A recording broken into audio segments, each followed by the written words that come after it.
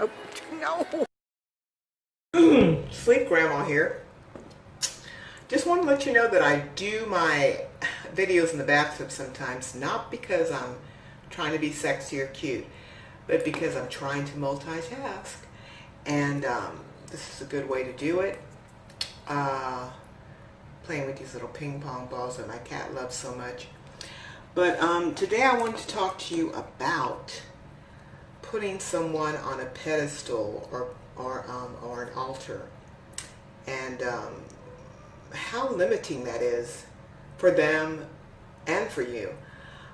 We put people on a pedestal and say, oh my gosh, so-and-so is such a saint, so-and-so is such a kind, good person, or so-and-so, she's a very, clean, decent woman. She would never do this. She would never do that. It's very limiting to their growth and to their freedom. Absolutely, because we find ourselves sometimes, trying to meet your expectations, and it's just really hard to keep someone in a box like that. So it's just better to let people be who they are. Let people have their faults. Let people have their moments. Let people be imperfect. That's what makes people interesting. When you set limitations on a person, it's such a confining box, and it's so hard to live up to that image. And it's just it makes the relationship very contriving, to both of you. And it's just really very, very, very limited, very, very restrained. I'll give you an example too. One time I was trying to be sexy with my husband of gosh, we must have been married 17 years at that point at least. And I whispered something I thought it was sexy in his ear. And he pulled away and said that I was nasty. And I'm like, what? It's just why? We're in a committed, faithful relationship, at least I thought. And gosh, I can't be free to be, do something different, do something, or be, just be myself in all types of, scenarios. I just want to be free to be able to express myself. And as we go through life, we change, we grow, and we should be able to have that freedom. The same with parents with their grown children with their parents. Give your parent a chance to be different. Sure, they were your parent, they were the saint mom, and I know you don't like to think of her in certain situations, but we're still people. We're still people that should be allowed to grow and allowed to flourish, to change, to experiment, to just be silly, sometimes, to be funny, to be kooky. We should be able to be vulnerable, to be broken down too. We don't always have to be strong. We should be able to have the freedom to be everything we are in front of you. And when you set these expectations of putting me on an altar and I have to be Saint Debbie or Saint Mom, it's really hard. It's really hard and limiting. And I don't like, my relationships, I would meet a guy and he would think I was wonderful and beautiful and oh my God, I can't believe you're alone and blah, blah, blah. And then he would, maybe a month or two later, he would come up with a list of things that I needed to change about myself. And that would always it would make me feel bad about myself, and it would make me question, why does this always come up? Why do they always want to change me? They come in, they see how I am. I always show completely who I am from day one, and they come up with all this stuff. And I guess it's because Well, my track record has been that I've been with very highly dysfunctional people that hurt people. They're hurt people that hurt people, and they want to put their issues on me, and I don't let them. But that issue of always having a laundry list of what is wrong with me. Oh, you thought I was the best thing that ever hit the earth when you first met me, but now all of a sudden, no. I'm not good enough, or I need to change this or that, or don't like that, don't like that. Don't change me, don't make me over. Don't make me over, man. I'm who I am in every facet of the word. I don't want to meet other people's expectations. I want to meet my own expectations and do what I know is right. So I just, I think that the same thing goes with family members. We have to give family members a chance to change, to grow. Mistakes. We have to give people a chance to evolve, to make mistakes, to learn from their mistakes, and to absolutely be able to come to us with their faults and all, to say, look, I made this mistake, or I'm working through this issue. That way we can help them. But if we always make them feel like they have to play a certain role in our lives, or that they have to be the perfect, oh, you guys are the perfect couple. Oh, then they're never allowed to come to you and say, hey, you know what, I'm having a problem with Bob. Bob and I lately, we haven't been communicating. Why? They feel like they can't come to you because you're always telling them what a perfect couple they are. Give people a chance to grow, to change, to admit that they have problems. And, I'll give you an example. I have these really good friends, that they are always considered the perfect couple. And I love them very much. Well, one time they came to me with the problem that they were having, and they were sitting at the kitchen table. They were sitting at my kitchen table. They came over specifically to get my point of view on that problem. And we talked about a lot of things, and I found out that that one of them had been married before, and I didn't know that. I mean, I'd known them for several years. But, secrets came out and things came out, and one of my teenage daughters was coming through, and I kind of shooed her away. She said hello, and then I kind of shoot her away. We're talking about deep stuff here. But I was so flattered and so glad to be able to help them through something difficult that they were going through. And they're still married to this day, and they're very happy. They're a very dedicated couple. But I gave them the opportunity to not be perfect. And I really wish that, we all would give people opportunities to not be the flawless couple, the flawless mom, the flawless successful young girl. One of my daughters had a friend that just committed suicide because she had lost a lot of weight, and she was doing very well in her career, and I guess something was going on with her that she felt like she couldn't reach out and ask for help, and she ended up taking her own life. And that's just so sad. That's so sad that she felt like she had to be this perfect, successful person because everyone was watching, and everyone had these expectations of her, and when she couldn't meet them, she offed herself, and that's just tragic. So if you have anyone on a pedestal today, if you have anyone on an altar, whether it be a mom, a grandmother, a cousin, a nephew, a niece, call them and ask them how they're doing, but how they're really doing.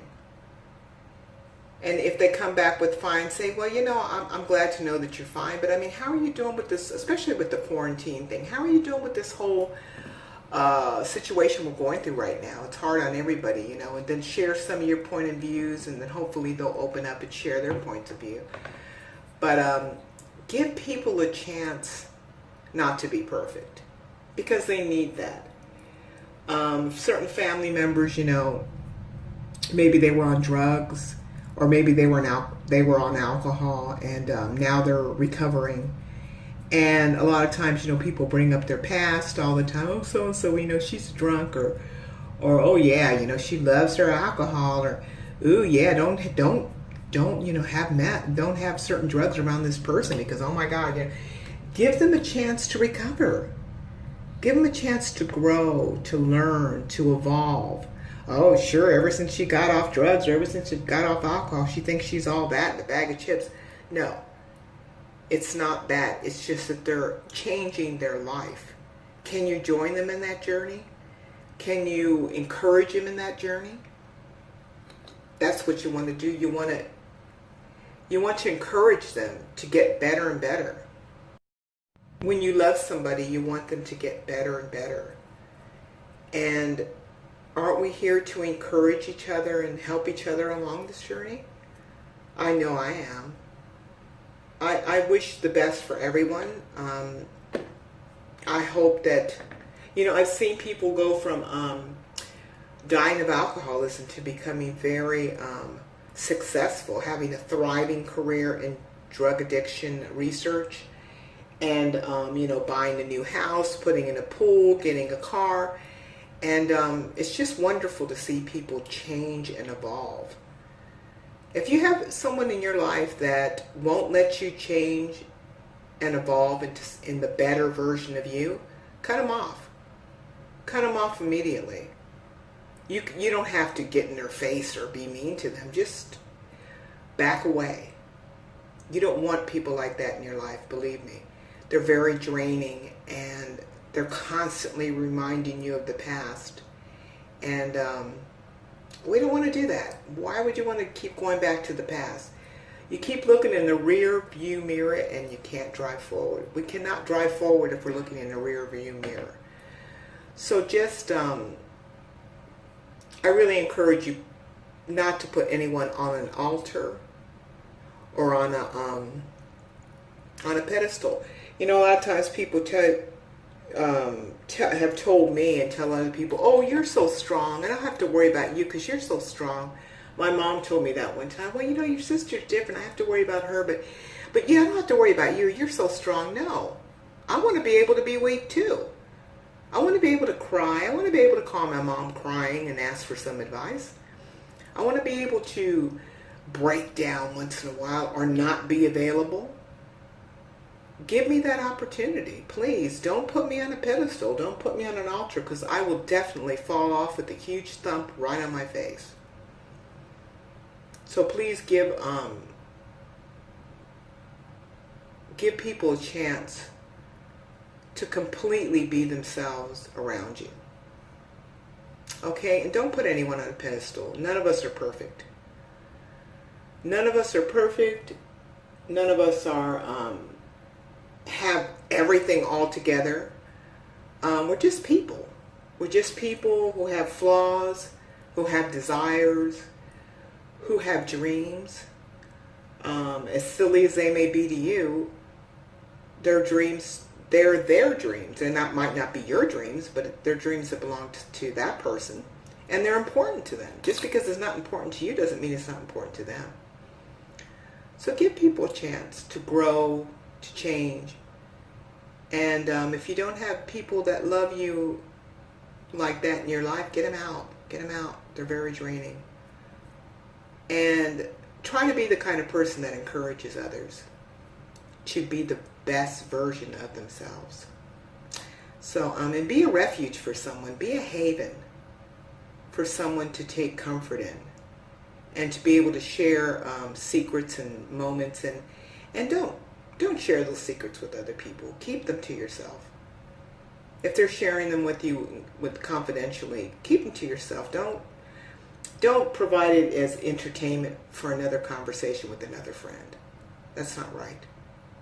Okay, so I just wanted to share that with you guys. That's my point of view, and I hope you're grateful for everything you already have, and God bless you, man. Stay safe out there. Do your part to keep us all safe, and much love. Live in gratitude.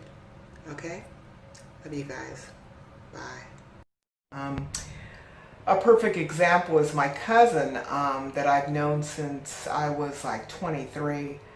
When he first met me, I was very, very innocent, very, very like a doormat. You know, I just gave, and never asked for anything in return. Well, over the years, I got angrier and angrier, and suffered a lot of abuse at the hands of someone, emotionally and physically abusive. But anyway, as a result, through all these years, I'm 63 now, so that's 40 years, I became very mean, very angry, and now that I'm recovered from alcoholism, which I'm not full, I mean, you know, I will always be an alcoholic, but I'm just saying I'm sober. I've become much more centered, kind of like I used to be, but not.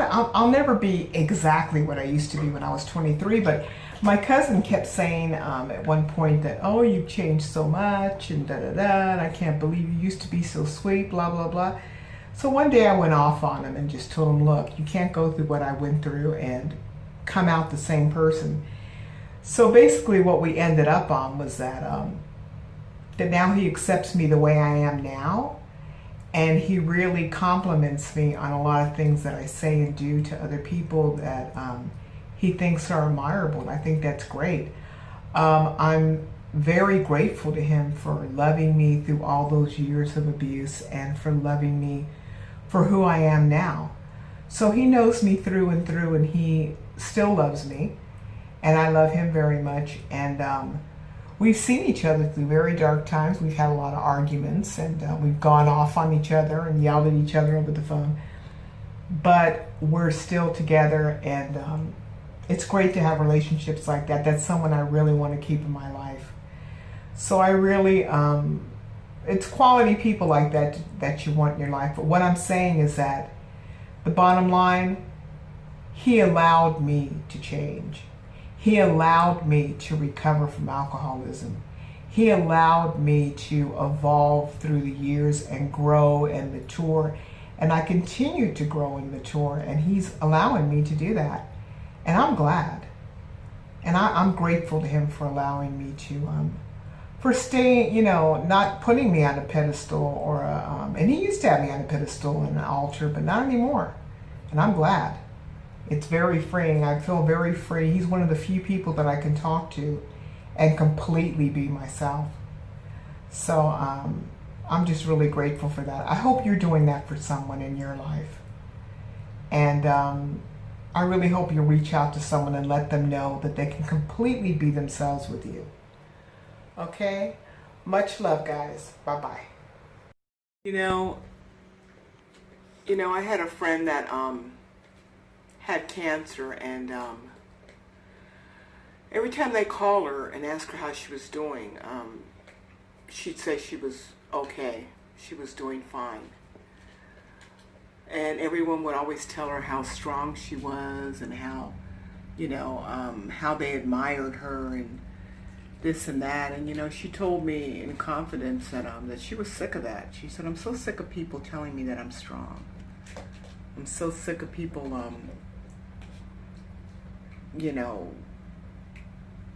constantly telling me that I'm just strong. And so I don't feel like I can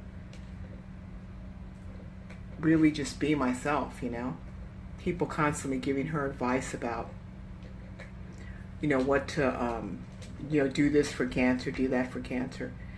Anyway, she was a mother of grown children, and she, I guess she was used to taking care of everybody else but herself.